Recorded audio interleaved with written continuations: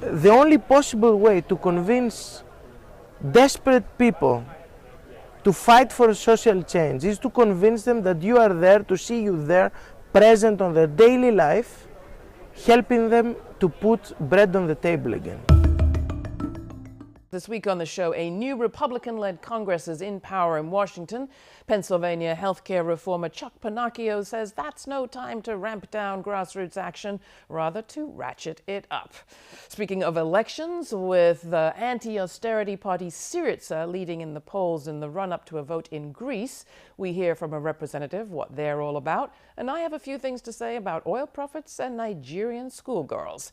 Here's the hashtag, Profits Matter Most.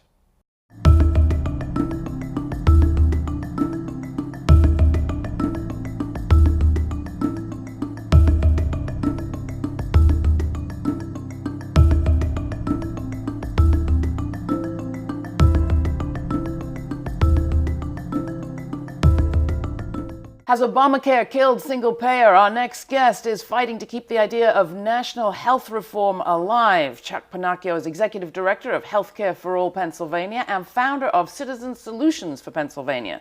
He was a 2006 U.S. Senate candidate, and he's a longtime advocate of publicly financed, privately provided universal health care, as well as an organizing veteran of some 30 years. Welcome to the program, Chuck. Glad to have you. Thank you, Laura. Appreciate it. I got an email from you, I think it was like the day after the midterm elections, where everybody who pays a lot of attention to U.S. electoral results was feeling fairly down in the dumps, but not you. How come? We have amazing opportunities on the horizon. I think that if people keep their eye on the ball, we can achieve single-payer healthcare reform, beginning at the state level, and then create just a tidal wave of other states adopting it. What gives you this confidence, Chuck? What gives me this confidence is that, well, what you mentioned at the top, the Affordable Care Act, Obamacare, same thing, provide a pivot for the states to innovate on healthcare reform, so long as those reforms hit at least the baseline of what Obamacare provides. And we far exceed that, our legislation. And there are 26 states in the United States that are moving forward on such legislation. Places like Hawaii, California, Pennsylvania, Ohio, and we've got a number of governors out there who are beginning to embrace this idea, because the way we're going right now on healthcare spending is unsustainable, and it's crushing our economy. All right, so just to recap for people who maybe haven't checked in on this story for a while, maybe they thought that Obamacare solved all the problems. U.S. healthcare is unlike healthcare in most other developed nations. How? The insurance companies, the pharmaceutical companies, big hospitals, and the medical device manufacturers have created a consortium of power. We call it the medical industrial complex, and they've hijacked our politics. They've bought off politicians, and they have done everything they can to block serious movement forward on healthcare reform. And quite honestly, Obamacare falls woefully short of achieving what we need. Healthcare for all, affordable, unobstructed access, giving people what they need when they need it, in a way that doesn't crush our economy and doesn't devastate people's lives. Now, a lot of people look at Obamacare, the Affordable Care Act that the Obama administration was able to get passed eventually, and say single payer is a pipe dream under the system that you just described. Yeah. Those private insurers aren't going anywhere. That consortium, others call it a monopoly or even a conspiracy, hasn't faded in its strength or power. How do you come away feeling nonetheless that there is possibility for change? Specifically, there's a provision of the Affordable Care Act, of Obamacare, called Section 1332, that allows for state innovation. And we've done economic studies in about a dozen states that demonstrate the wisdom of single payer. You did one in Pennsylvania. You want to talk about what you found? Correct. Gerald Friedman, who is an economist at University of Massachusetts Amherst, came into Pennsylvania and found that we're currently spending $125 billion on healthcare. $125 billion. This is one state. That's right, just Pennsylvania. And a third of that, 1/3 of those dollars, about $40 billion, is lost on what are called administrative costs.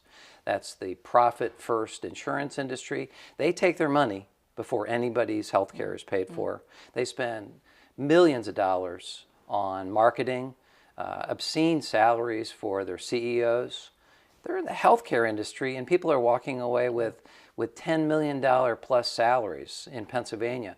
Plus, in the United States, we have Blue Cross Blue Shield, which is this nonprofit entity, but they behave exactly like corporations. And in Pennsylvania, they control 86% of the market. So I spend most of my time actually talking to Republican legislators, and they actually feel comfortable with a conversation of states leading the way. Ours is a federal constitution, similar to Canada, and almost all the innovations historically have come up through the states. So let's talk about the place that you think is closest. It was at one point Vermont that looked closest to getting single payer. Right. Now you're saying it's more like Hawaii. Can you explain? David Iggy, who actually beat Neil Abercrombie in the Democratic primary in Hawaii. This is a little bit of inside baseball, but you have a more committed, progressive individual, somebody who's more committed to enacting single-payer legislation in Hawaii than the past previous Democratic governor who was voted out in this election cycle. And how would it work there? It would be publicly funded and privately delivered health care for all. Everybody pays a fair share tax, about 3 cents of your dollar, 3% tax, and businesses pay about 10% of payroll tax. Currently, people are paying about 8% of their income, and businesses are currently paying about 25%. Huge savings. How come? The savings come from eliminating the insurance industry as the middleman, because they not only scrape a third of every healthcare dollar off the top before any healthcare is actually delivered, but they block decision making. They deny people care. They deny people care on the basis of what they call experimental treatments or pre-existing conditions. The insurance industry is there to make money. That's their only purpose. They provide no service. And increasingly people are understanding that that's actually happening. The real test, I think, for healthcare, and this is what single payer focuses on, is giving people choice. Giving people choice of their provider. And frankly, for Republicans, that's an acceptable idea because that's the market. No, I don't know about you, but a lot of the doctors that I ever visit or would like to visit don't take any insurance. One of the fears I hear from people who usually have insurance, Right. is that they'll lose their doctors they have now because they're not going to want to deal with government insurance. They're not going to want to deal with the bureaucracy that they associate with public administration. Can you set them straight? Absolutely. Currently, right now, the insurance industry are the ones who obstruct your being able to choose. If you're in an insurance plan, you are limited to a finite number of doctors and hospitals and other providers.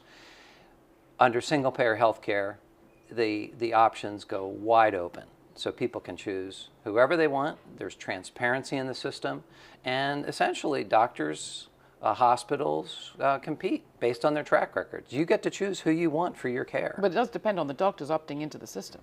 Well, the incentive for the doctors being in the system is so overwhelming because they are paid a fair market share. In other words, they're going to get a fair compensation. They're going to get it promptly, unlike what the insurance industry does, and they're not going to have to fight the bureaucracy to get their money and to make sure that their patients are not being gouged.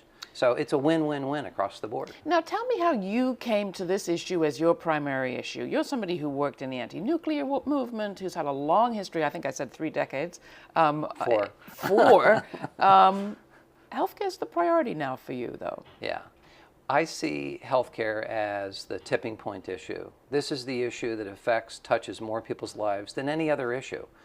To me, I come at this as an organizer and somebody who believes in the pro-democracy movement.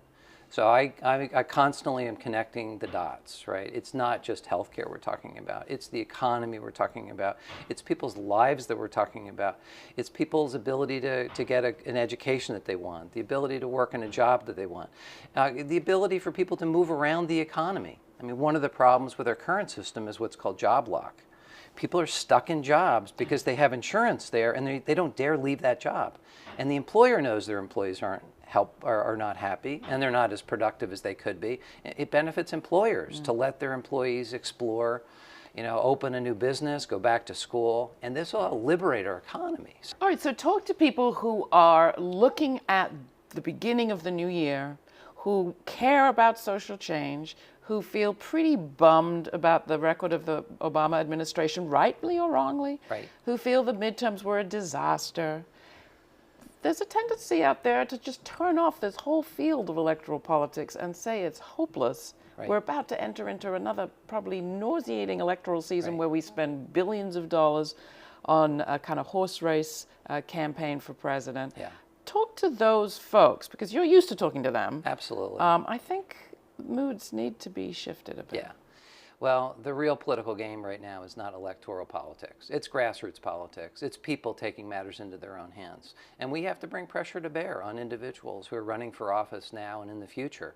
But we can't think that our democracy begins and ends with elections. We can't think of it as a process that is completed. I mean, democracy is a way of life. It's a culture. It's an engagement. It's the ability to understand the power that you have. And you're right, a lot of people are feeling very disempowered, and I think deeply disappointed, especially in the Democratic Party, who have lost their way. They genuinely have lost their way. They've lost touch with the base of the party, with the economic justice and economic rights mission.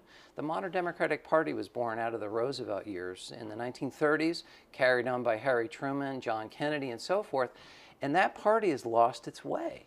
They've given over so much of the economic issues to corporate interests. And I think more people are understanding that that's the reality and that the real issues have to be solved by us on the ground. We are the leaders that we've been looking for. I mean, it makes me crazy. The election of last fall, the midterms, feels to me exactly like the midterms of 2006. And at that moment, people were saying progressive movements are accomplishing more than the Democratic Party. It wasn't progressive issues that failed or lost. It was progressive it was the lack of progressive organizing by Democratic candidates. Was nothing learned, really?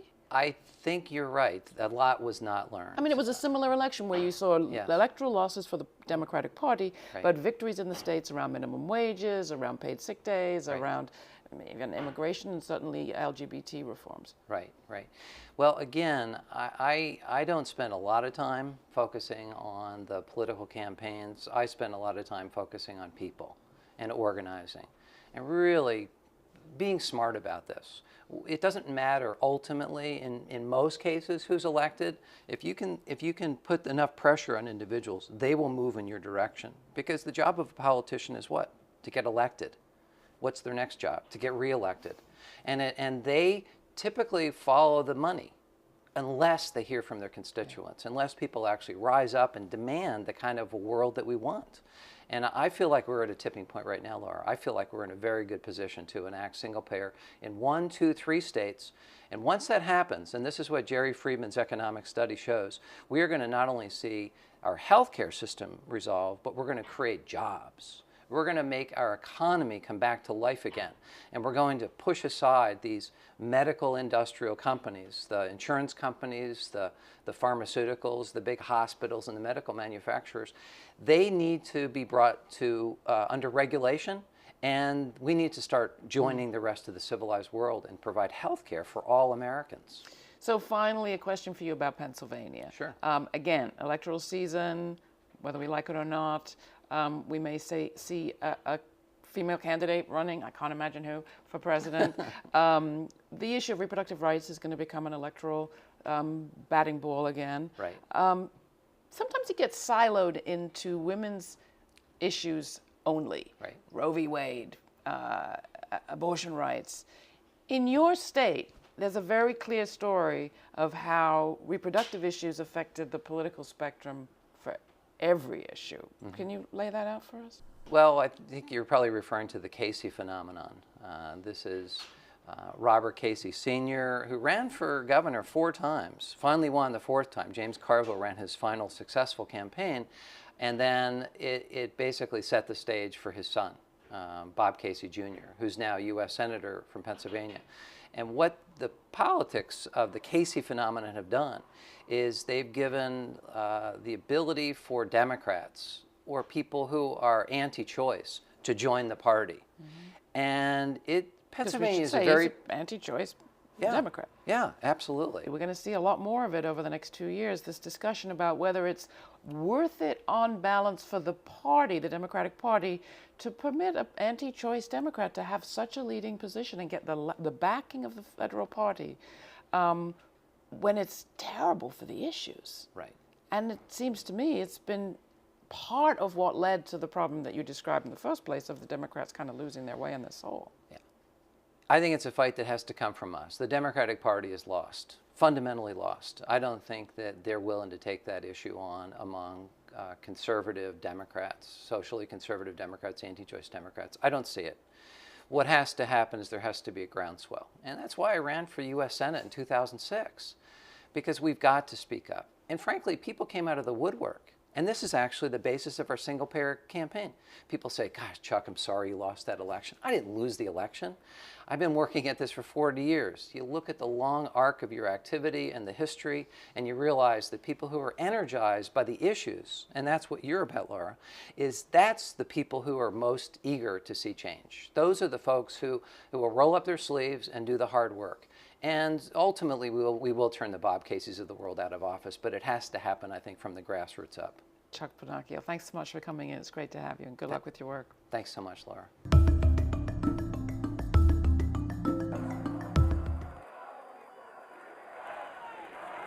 Syriza is a political experiment, actually. It's something more than a political party. It's a political experience to overcome the historical deficiencies of the left and the fragmentations of the left, not only in Greece but also in Europe and globally.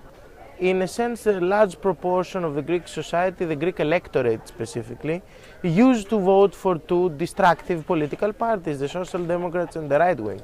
Those were the parties that applied this neoliberal project, that deprived ordinary people from their access to commons, to basic services, to natural resources.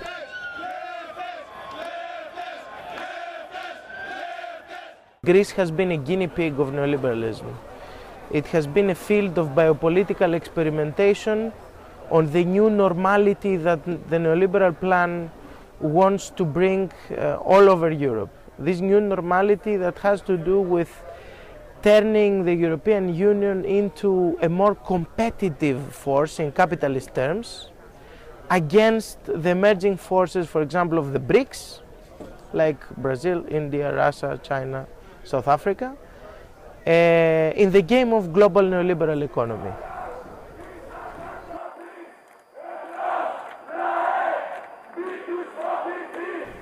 So in order to boost a program of job creation and to exit recession, we need to make some immediate changes in contrast with the current neoliberal paradigm.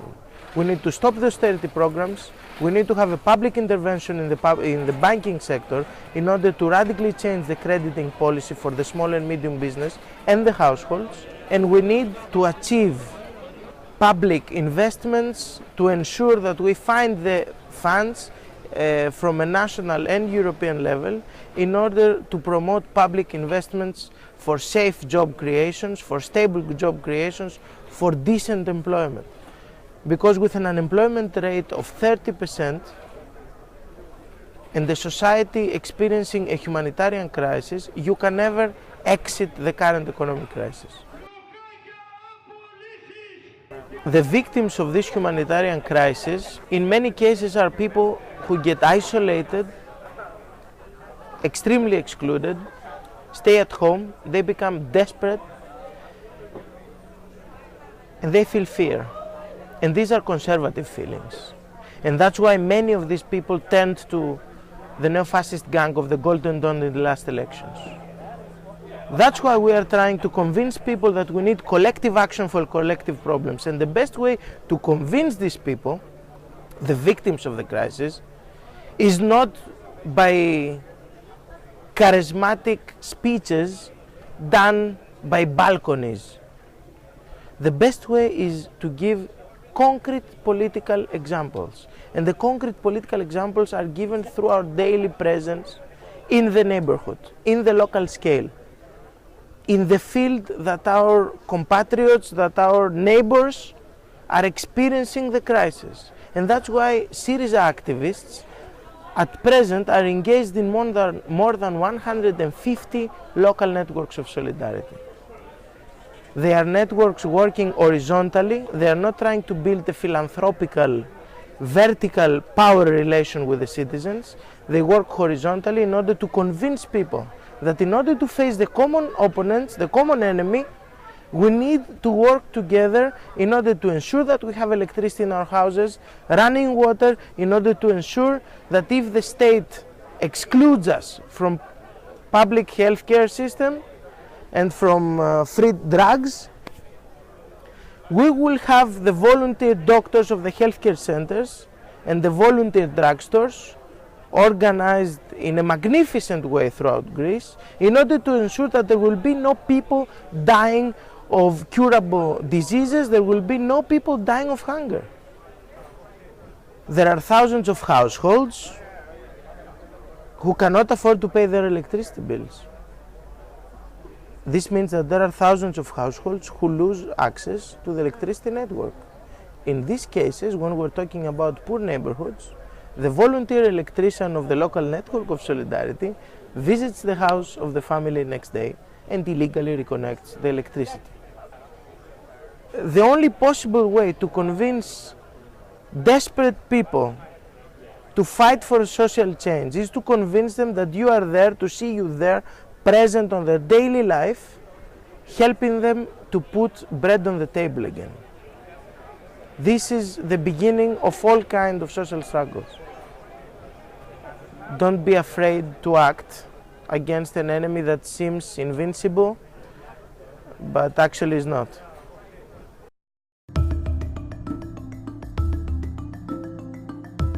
The United Nations has called on the government of Nigeria to restore law and order in the northeast of that country and investigate mass killings alleged to have been carried out by the militant group Boko Haram. Boko Haram is the same lot that last spring kidnapped 276 girls, most of whom have never been recovered. This January, while world attention was focused on the killings in Paris, Boko Haram waged an assault on 2 northern towns. Satellite imagery shows them razed to the ground. The Nigerian government says 150. Amnesty International says as many as 2,000 or more were left dead. The exact numbers of dead are hard to confirm, of course, but one thing is pretty certain. If profits, not poor people's lives, were at stake, the world would hardly be silent. Black lives don't matter as much as white to the West, that's clear, but everywhere, #profits matter most. Western media stereotypes notwithstanding, Nigeria is not some tin pot state. The largest economy on the continent, a founding member of OPEC, one of the world's leading oil producers. Nigeria's seen billions of oil dollars flow through it, the lion's share to global corporations. But the oil giants have kicked back plenty to Nigerian leaders in exchange for protection of their interests. The military's annual budget exceeds $6 billion. And they've never been reluctant to use it to protect oil profits. In the mid-1990s, for example, when demonstrations by the people of Ogoniland threatened to shut down oil production in the south, much of the Niger Delta was simply put under military rule, and maintaining law and order led to the killing of leading Ogoni activists, including Ken Saro-Wiwa and others. When a Chevron platform was occupied, the company hired a helicopter to fly armed forces in. 2 unarmed protesters were shot dead. So what's the world to do? Nigerians are going to the polls in mid-February, and that could bring about a change. But it's not the government of Nigeria that's poor, only the vast majority of its people. More international oil money going to taxes and things like those that the Ogoni activists were asking for, schools, clean water, and health care, might have led to more democracy and less corruption. Maybe less of that military budget would be ending up now in generals' pockets. If poverty was a bit less dire and popular discontent a bit less severe, I don't know, the place today just might be less fertile territory for maniacs promising vengeance. Would the West care more if Nigerians were white? No doubt. But for sure, if you could make money from schoolgirls, the most powerful people in the world would be all over this. Write to me, tell me what you think. Laura at grittv.org.